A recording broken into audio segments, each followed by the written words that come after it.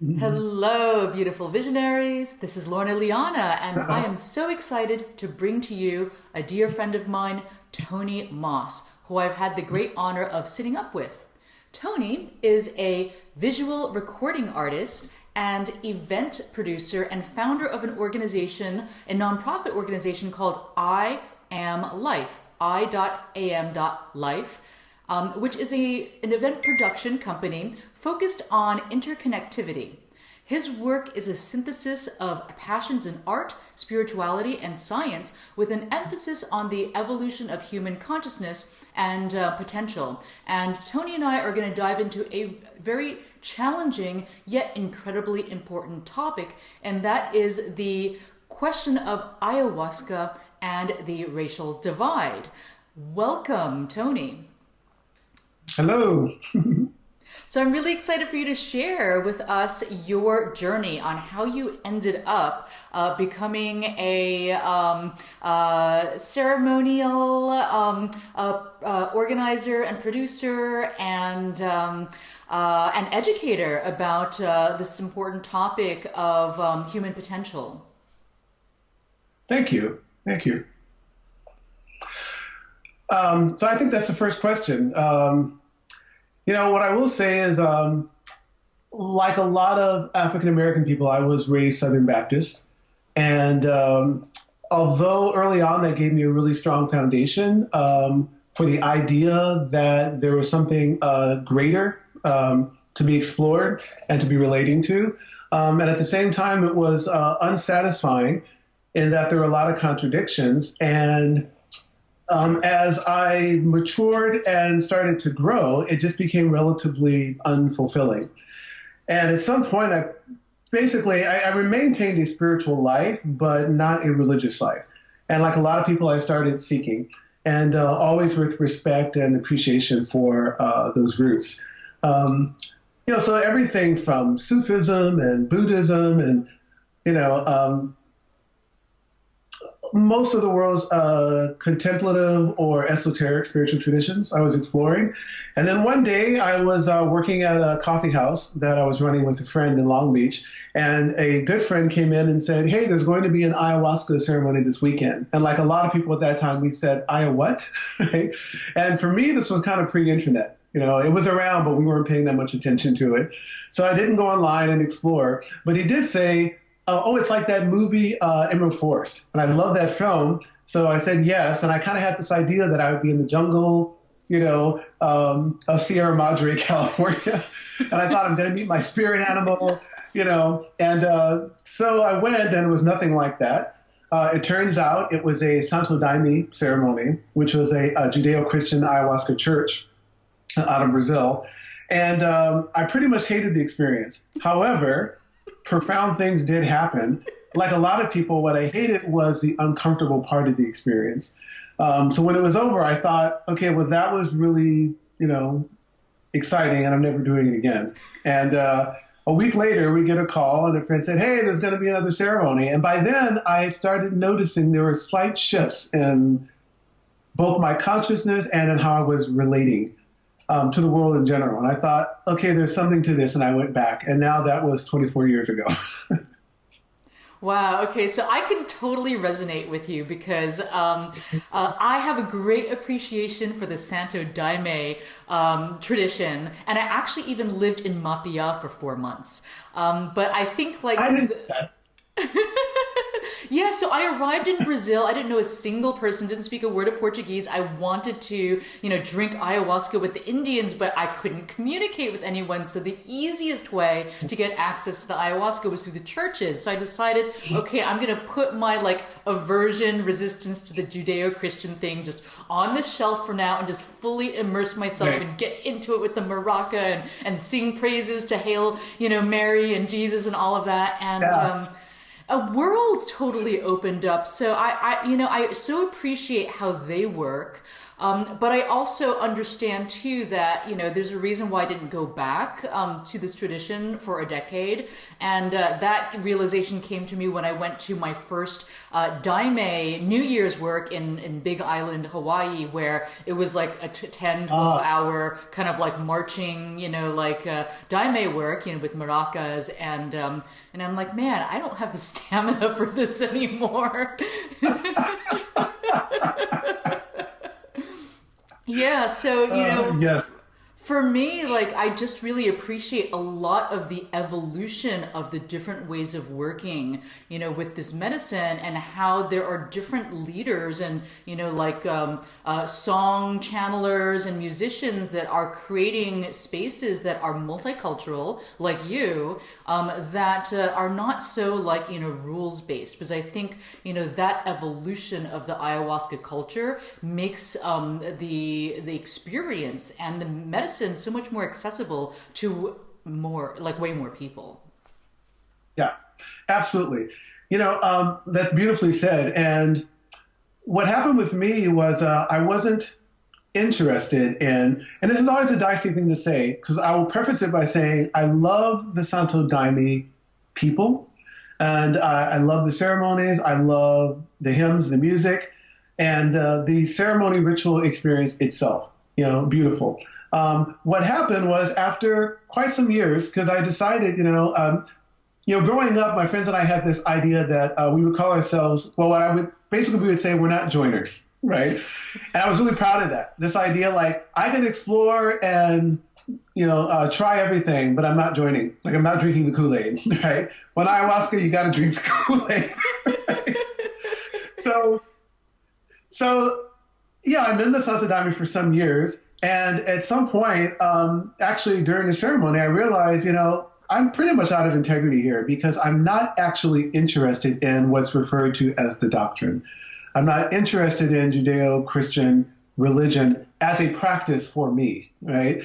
And by then I had been introduced and discovered shamanism, and started to work with Don Jose Campos and, studying. And at some point, a good friend of mine had this idea, there's something missing, at least for us, because we didn't know at the time there are lots of other ways of practicing.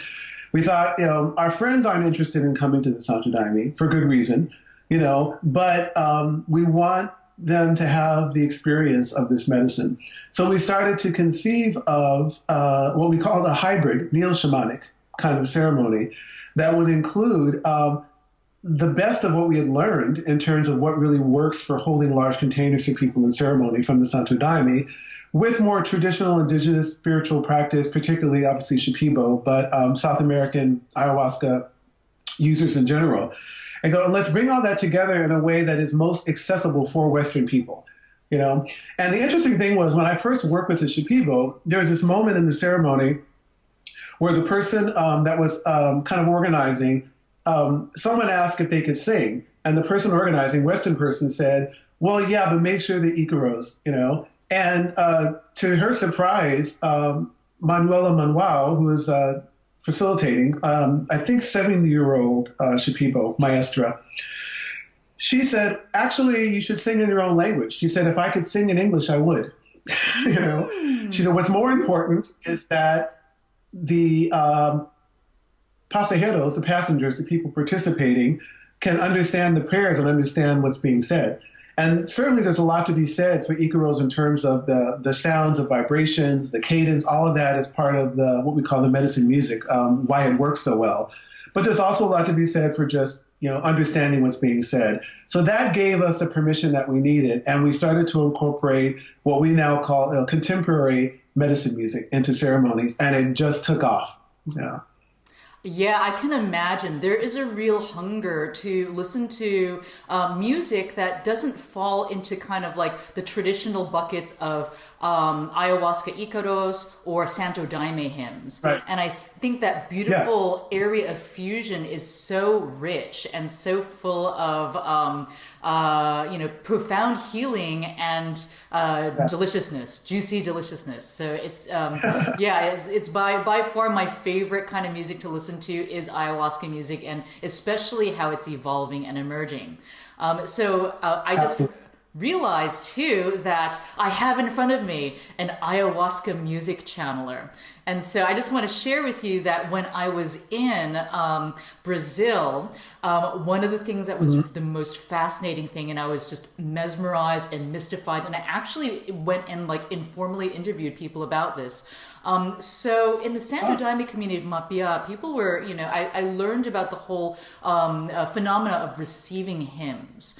And, it was explained to me, sometimes the madrinas or padrinos, like they will, it's divinely channeled music from the astral. Sometimes they will receive an entire inario in one period of time. The inario tends to have a certain melody or cadence and a certain message that's wanted to come through, and you can recognize that the music is not a creation of the ego, but is actually divinely channeled, because the words are very simplistic. They're almost like childlike, nursery rhymes, or just easily received by all, like innocent. And so, sometimes people receive the music just like instantaneously, words, melody, all of it, like just pouring out of your mouth, like spontaneously. Other people receive them like over, time, like there's a tease of the music and then the words come through. So I'm curious to know, how, like, the songs that you have received in your work as a facilitator, do you have many of them? And how do they come to you? Yes, there are many. And I'm in the interesting category, which at this point there's a lot more of in the West, of people who were musicians first and then started drinking, working with ayahuasca. So I was doing musical theater professionally for about 10 or 12 years before I really decided it was time for me to take on a more, sincere and in-depth spiritual study. So I left that and started to explore other things. And then, relatively shortly thereafter, discovered ayahuasca, or I should say it discovered me. And I was definitely early on hearing music and what I would now say is constructing it. That's the difference, writing songs. And there is this one ceremony which changed everything. I started to hear in the ceremony a melody and started to kind of hear words. And in this particular location, strangely enough, there was a boat, like a yacht, parked outside. And I went outside and actually climbed into the boat, which I thought was kind of funny that I was like, on ayahuasca sitting in this boat, and pulled out my phone. And I actually, for the first time, a hymn or song came straight through the way I ended up recording it relatively. Yeah. And the funny thing about that is I was all excited and proud of myself. I go back into the ceremony, I look down at the phone, and because I was in this altered state, I actually forgot to hit record. Right? And I was having this tragic moment, right, of like, oh my gosh, Spirit has finally given me this gift, and I wasted it and squandered it. So I'm having this like really self-deprecating moment. And then suddenly really the voice kicked in and said, you got this, don't worry about it. So I went outside, actually made sure I hit record, and the exact same hymn came through again. So that was my first experience of this phenomenon of quote unquote receiving hymns. Now, some people, whether or not what you're actually doing is tapping into higher self or a different part of the brain or whatever people want to say, it's irrelevant, because ayahuasca consistently creates that experience where what you're experiencing, regardless of what is actually happening, is receiving something, which something an artist do. There's this channel that opens, and there's this direct communication with you and spirit or your muse, and something flows right in. So that song later ended up becoming called Come to Me Yet, and it was the first actual quote-unquote medicine song that I released commercially, and it took off. It actually set my life into a new direction. Suddenly music and theater and just all the things that I loved about that world were merging with my ayahuasca work. And so that's what's been happening ever since. I basically now am a quote-unquote medicine music recording artist. Yeah.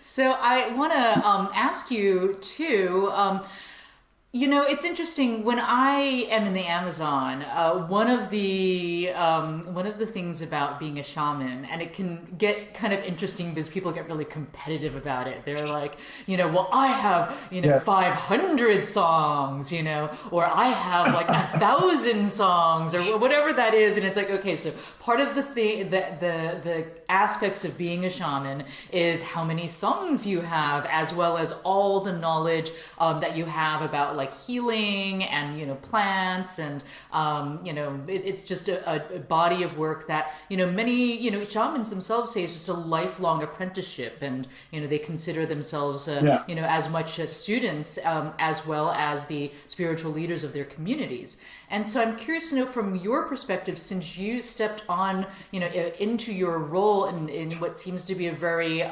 organic way without like the formal. I mean, I don't know if you had formalized training, but some the indigenous way is like very rigorous and very very like in depth. Curious to know whether anyone can be a shaman, if they feel called to be so, because there's a lot of people that drink ayahuasca that are now feeling like they must serve it, and a lot of them don't have much experience. Yeah, this is a ongoing conversation and topic in the plant medicine community in general, in particular ayahuasca, is this phenomenon that particularly Western people and particularly white males, right? And we talk about it all the time, so just call it what it is. It'll lead us into our conversation about the racial divide.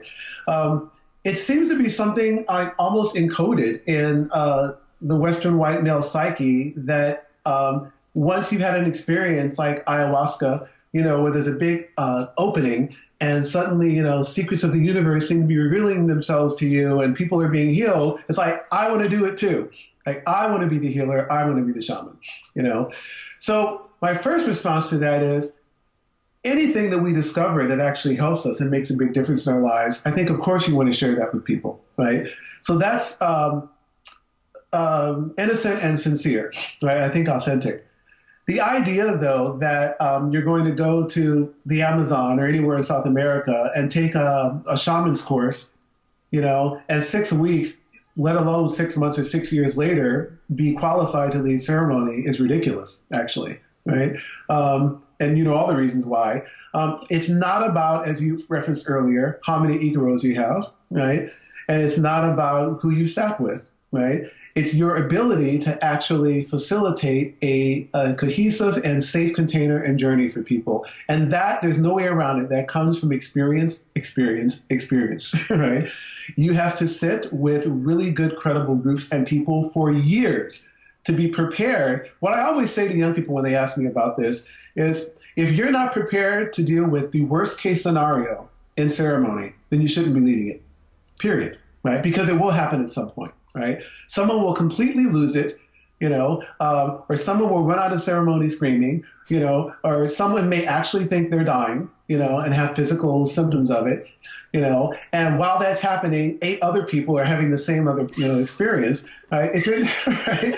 Which occasionally happens. If you're not prepared to manage that experience or lead a ceremony that basically doesn't allow it to happen, right? To even emerge into that space, yeah, then you shouldn't be leading. Like, you're just not prepared. Granted, you learn by doing, right? But, even just yesterday, I was sitting with a group of people who are very experienced, and they were all sharing stories about even recently being in absolutely horrible ceremonies led by some Western and even some people of color and South American descent Western people that went really wrong. The ceremonies were terrible, and they were actually shocked at some of the things that happened in the ceremony from the facilitation, not from the participants. Yeah, so it's a really interesting question, So to answer it directly is like, no, not everyone can be a quote-unquote shaman. I like to say an ayahuasquero or an ayahuasca facilitator. I don't know what the actual qualifications are, but our conversation yesterday was that certain people just have an innate ability to do that well. And for other people, it really doesn't matter how much training you get. You're really better off, I think, just doing your work. And if anything, helping to promote the work or helping to produce ceremonies that people can attend. Yeah, there's a lot to unpack there for sure. But I'm curious to know, Yeah. going back to what you said a little bit earlier about it being a white male phenomena. So, like, what makes it a white male phenomena? Like, I should, start to, serve medicine versus a male phenomena, versus a white phenomena, which could include white women. So I just want to kind of like dive into that demographic here. And, I know it can be really challenging or, uncomfortable to talk about, groups of people. And I want to, just kind of preface this too for the audience as well. Like, Tony and I are people of color. So I'm used to being called an Asian person, a Chinese woman, Right. Tony, you're probably very used to being referred to as a black man, black people, but one of the things I've discovered in our racially charged political environment right now is if you reference, people of European descent as, white people, it's such an uncomfortable sensation for them because they are used to seeing themselves as the people. So then when you use the word white, it feels racist to them. So I just want to invite you guys who are listening to explore that. Like if something's coming up for you because we're using the term white people or white person, this is, could be potentially why, and to really, sit with that. But yeah, going back to my original question, why is it a white male thing? Yeah, I'm so glad you prefaced it in that way. So first of all, I say that because the indigenous people we've worked with over the years in all plant medicine modalities, this isn't an opinion or observation of my own. This is what they've told me. In their own language, in many ways, they have jokes about, it's the white male thing that Western people, United States, Europe, whatever, usually after one or two ceremonies, approach them and say, I want to be a shaman. I want to study with you. And they're telling me that it's not happening cross-culturally, right? And it's not happening mainly with women, that their predominant experience is that young white males or older white males almost immediately want to move into being a shaman. So what they tell me is that they think it's because the entitlement issue, right? They feel that it's because, and this is something really intimate and, like you said, not normally talked about. It's not a judgment, the white male privilege thing, right? For the context of our conversation, what I'm talking about is the world has been shaped for young white males, right? So like you said, they're not used to being even seen as white. They're very comfortable in identifying something that they want on the horizon and going for it, right? So in a lot of ways, there's no humility or filter in recognizing the shaman has something really amazing to offer and deciding within your consciousness, I want to be a shaman too. For people of color, in general, and women, because the world is not set up in that way, things aren't automatically available, right, and accessible. There's usually this filter of like, at least a filter of, can I do that, right? Is that a path open to me? The question arises. So what I think is happening is and sometimes to their credit, for a lot of young white men, that question doesn't even arise, right? Because, right, they're used to just seeing it and wanting it and having it available and going for it. Yeah.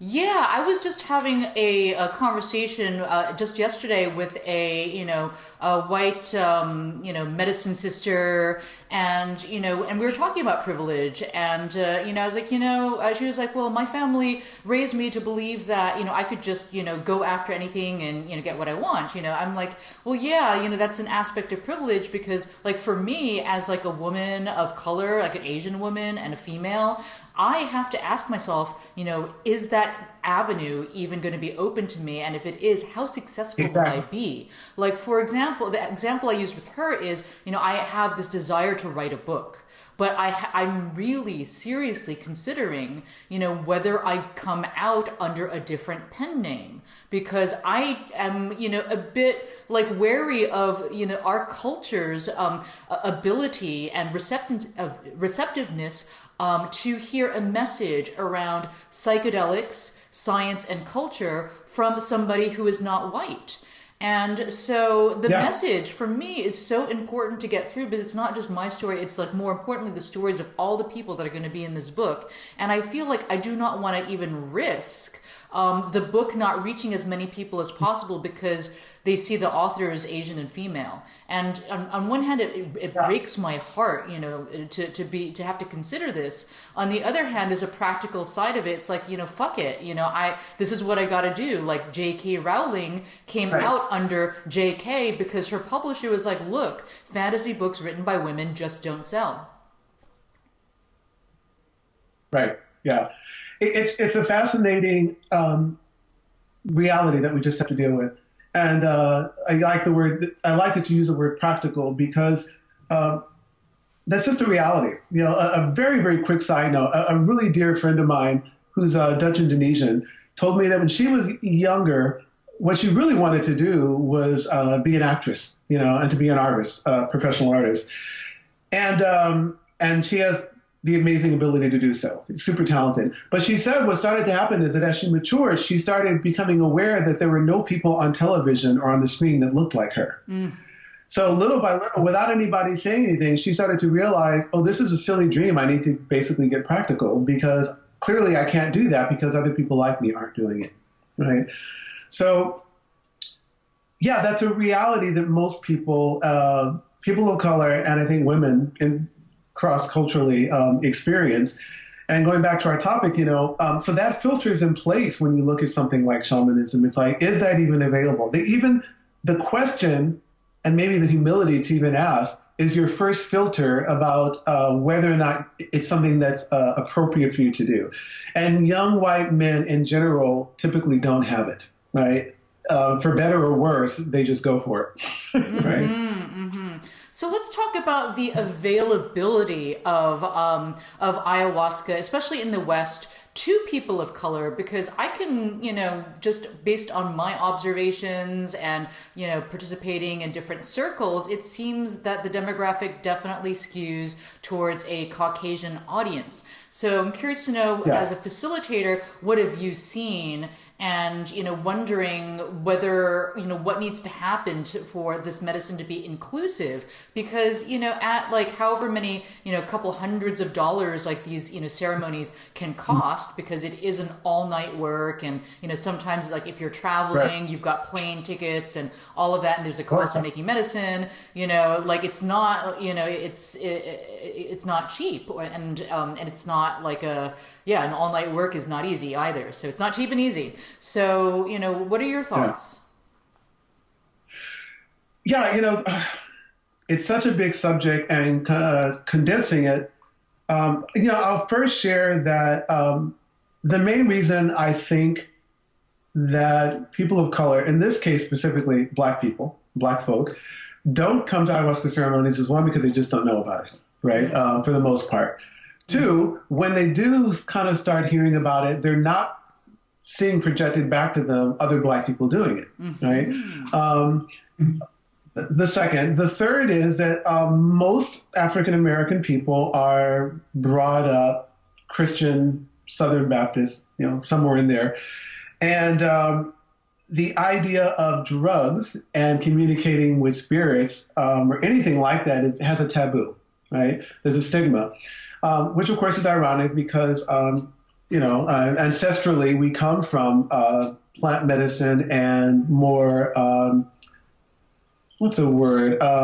animistic kind of traditions, you know, the world is alive, you can commune with nature. So that's been taken away. We won't go into that topic, you know, with slavery and the introduction and indoctrination of Judeo-Christian religion and colonization. With that, within the African American communities, certainly in the United States, and I'll say specifically California, drugs rip the community apart. And the distinction between drugs and plant medicines and entheogens isn't a distinction that exists largely in the African American community. Most African American people I have spoken to don't make a distinction. Ayahuasca, the very idea of it is falling in the category of drug. And believe me, I understand why they would want to shy away from that, because again, what we consider drugs, you know, cocaine, heroin, you know, opiates, these are things that have ripped those communities apart. So there's an immediate aversion, to wanting to participate in something like that. So that said, that's all starting to shift. One of the reasons I decided to be a public advocate, and visible personality for this plant medicine work is because I saw what profound ancestral healing it can offer and has offered to me and the other people of color who had participated. It lifts so much, for lack of a better word, karma, trauma, misidentification with cultural identity and conditioning, right? And brings you back to an authentic appreciation for your cultural heritage, not the baggage in the story that's been imposed upon you or conditioned.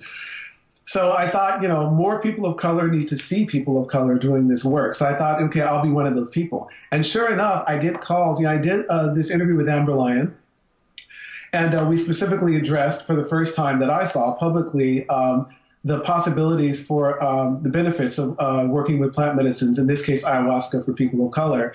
And we did that on purpose because of this conversation that we're having. And since then, I get messages, calls, emails from people all over the country, Black people, saying, I saw your interview, I'm really drawn to this, where can I do ayahuasca? And of course, I can only recommend legal places to do ayahuasca. So I tell them which centers are credible, where they can go. So that conversation has opened. And the ceremonies, when I started 24 years ago, at least for the first 8 to 10 years, I was mostly the only Black person in the room. Every now and then there would be 3 of us, and we'd be like self-congratulating each other, right? I was at a ceremony recently, there were 24 Black people in the room, right? Yeah. Yeah. Having amazing experience. Yeah, that's really inspiring, and I hope to see it being a much more of a multicultural, more welcoming, to a wider, multicultural group of people. So you'd mentioned the power of ancestral healing. So it's interesting because in a way, an ayahuasca ceremony can feel like a powerful initiation. So I'm curious to know what your take is on the benefit of having an initiatory experience, and whether or not this shamanic path can actually lead us to the ultimate spiritual goal of enlightenment. Well, the first thing I'll say about that, I love your questions, and each one of them could take a full hour to really unpack. One of the things one of the phenomena I've experienced about working with ayahuasca over the years is this kind of, it gives you what you want, right?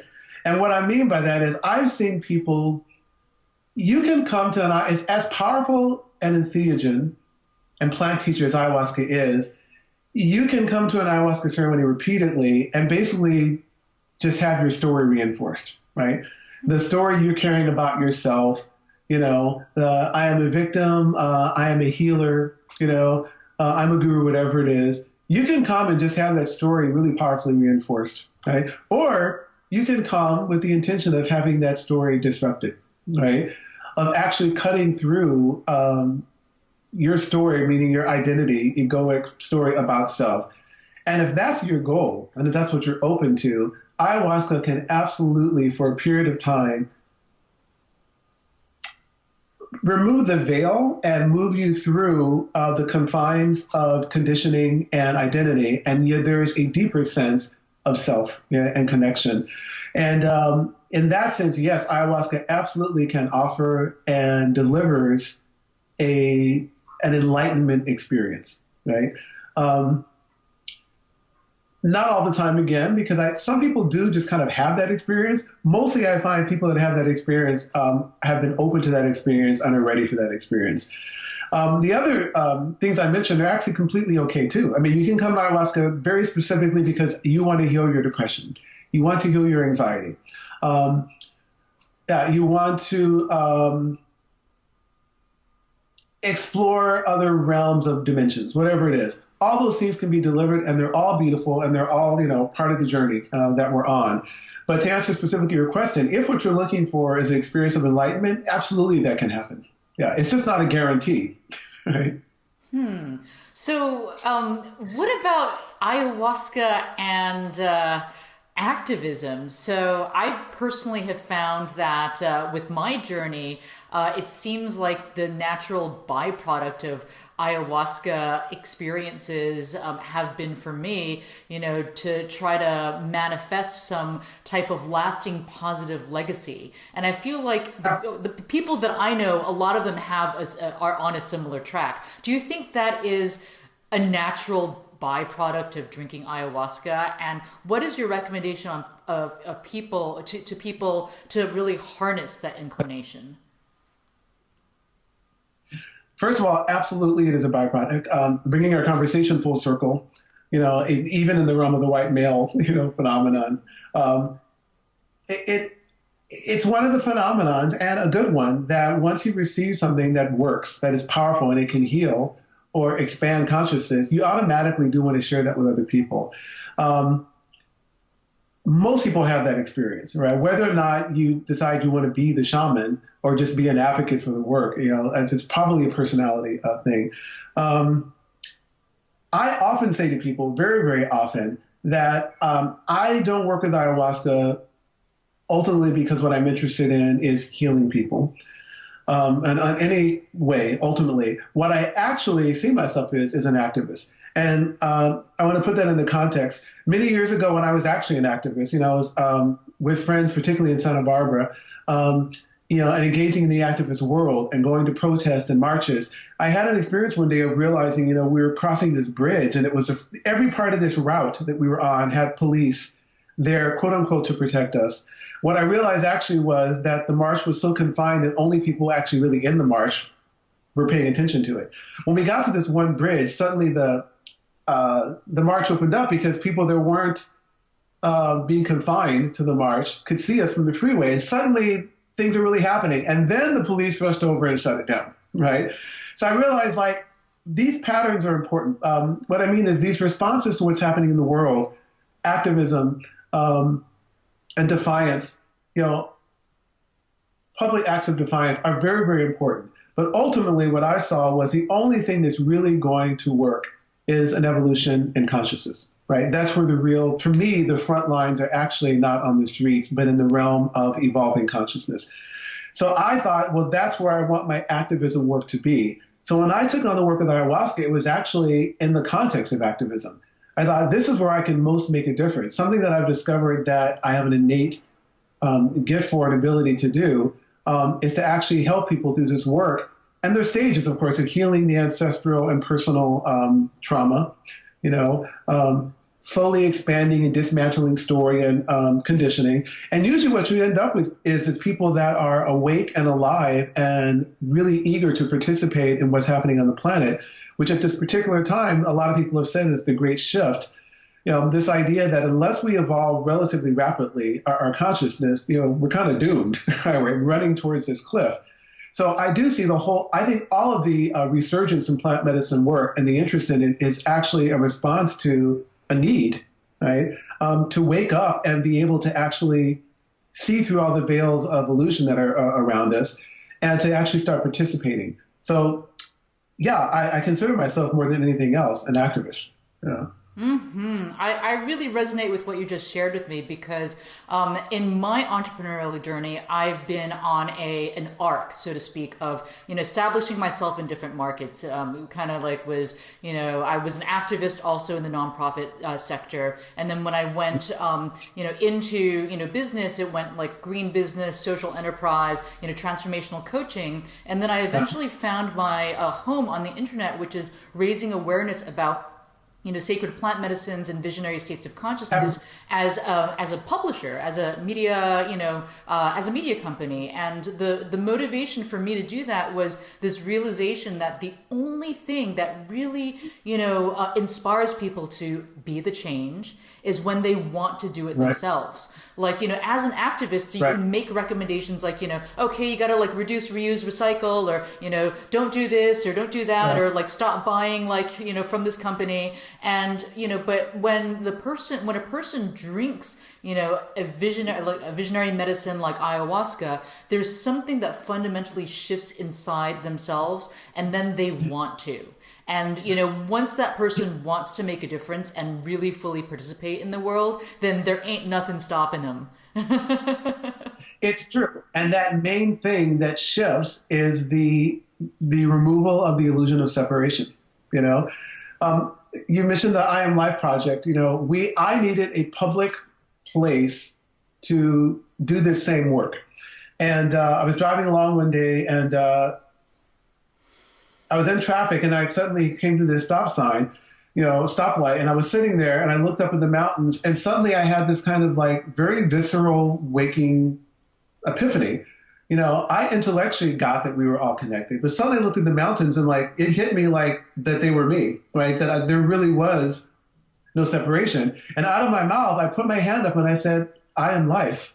And although I understood that, I really got like, whoa, I'm like everyone else in my, spiritual awakening, was still interfacing with the world from a place of separation. That I'm here in this car and all these irritating people are out there, and the mountains are over there and I would much rather be there. And suddenly that all kind of dissolved and I realized I am traffic, right? I am life. I am the mountains. The whole thing is actually, as is referred to as qualia, meaning everything is actually made of the same thing. And I saw that in ceremony, but this time it hit me in my quote unquote ordinary state of consciousness, right? And I thought, the work with ayahuasca is amazing, but it's not reaching as many people as I would like. So we started this organization from that experience called I.AM.LIFE. And we basically just produce events that bring people into an experience of connection, right? Through music. We basically are doing public ceremonies, but as event productions. They run the same arc. There's an invocation in the beginning. We drink cacao instead of ayahuasca, guayusa tea. And there's music and people are connecting. And we ask them to turn to your neighbor and share, something significant that happened to you this week. Whatever it is, they're always different. But that became a public way to do this same work of elevating consciousness, which underneath always starts with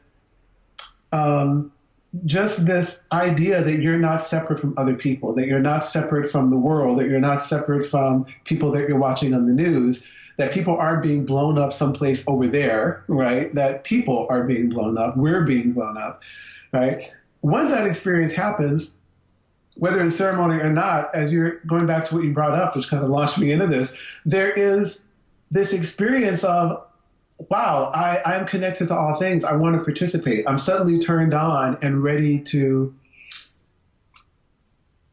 share in the experience of this transition, or a lot of people have said the turning of the tide, or this new story it's being called, that is taking place in the planet. You want to find your place in that and participate. Yeah. Mm-hmm. So we're coming to the end of our session, and I want to just ask you if you could potentially share with us, a practical tip, tool, or, even like, meditation on how we can really lock in the wisdom of the things that you shared with us today. Is there some, quick practice that somebody might be able to do in the day to just kind of reconnect and connect with that power of wanting to be and make change? Yeah, it's so interesting. So as you know, like this has been the perennial question, right, that comes up. And there's so many different practices from so many amazing traditions, particularly the contemplative ones.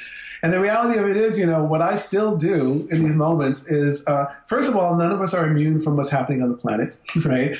And losing ourselves in the mind and the maze of thoughts about what's happening and being influenced by other people's dramas and stories, like all of us, me included. The only thing that works consistently, is pretty much what Eckhart Tolle nailed, which is just presence. What I do and what we always advise people, particularly in post-ayahuasca experiences, the part of the integration process, is to, when you catch yourself in the inertia of that, just to just suddenly sit still, right? And just sit and observe, right? Just, as I'm doing now, just sit, suddenly, don't engage in the thoughts, just let them be, and breathe and be still. And even 30 seconds of that at your job can suddenly ground you and bring you back into a state of presence. And you're like, oh, okay, I got all caught up in it for a minute. All right, now I'm back, right? Ongoing practices are different for each person because they have to kind of meet your natural tendencies and personality and your lifestyle. But in general, any place, anytime, you can do that, you know. Yeah, just to suddenly get still, you know. And even if it's 10 seconds, like you're with friends and you realize you're no longer paying attention to anything anybody's saying, or you're being irritated, you're distracted, whatever it is, what I do is just shut down for a few seconds and I just look, you know, and I look at the person talking without my story running about it. And then I find myself back into the present conversation and back in the present moment. That's really all I can offer because the rest is too vast. Mm-hmm. Okay, what about a quick tip to connect? Because I think it's very easy to run around and encapsulate it in the bubbles of our busy lives.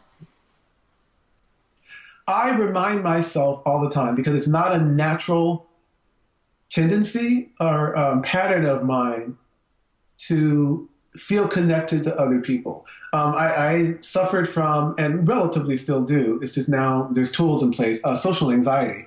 So when I'm in a setting with lots of people buzzing around and doing things, I started noticing my tendency. I didn't understand why for years, but I started noticing there was this experience in me of wanting to turn away and go the other way and run, or to stop feeling connected to the person talking. And then it got identified as actually this anxiety. So now what I do whenever that comes, and now it just happens in a split second, I literally just remind myself, it's like, I'm connected to everything. That person is actually a variation of me, right?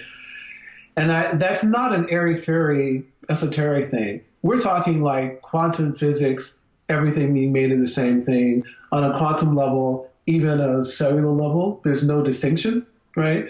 And I just kind of remind myself of that intellectually, that I go, oh, there's this appearance of separation, but in reality, here's another beautiful, unique manifestation of life, of self, whether it's an animal or another person. And just by me kind of reminding myself of that, it allows me to go back into the space of full acceptance. I don't have to agree and I don't have to like, right? Mm-hmm. But what I can do is fully accept the divine presence of someone else or a situation and just be with it as it is without my rejection or story or aversion. Yeah.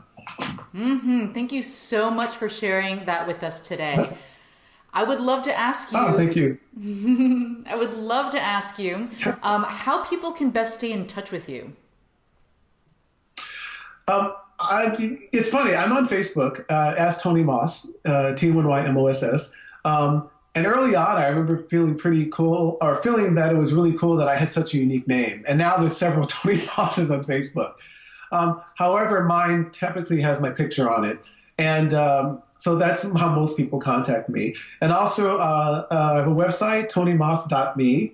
And the organization I.AM.LIFE is I.AM.LIFEproject.org.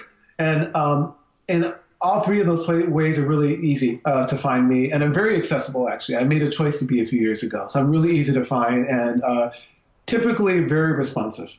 Yeah. Mm-hmm. All right. Well, I just want to thank you so much for sharing your wisdom with us. And thank you for the tremendous work that you're doing, and wish you a beautiful rest of your day. Thank you. It's been a delight. Thank you.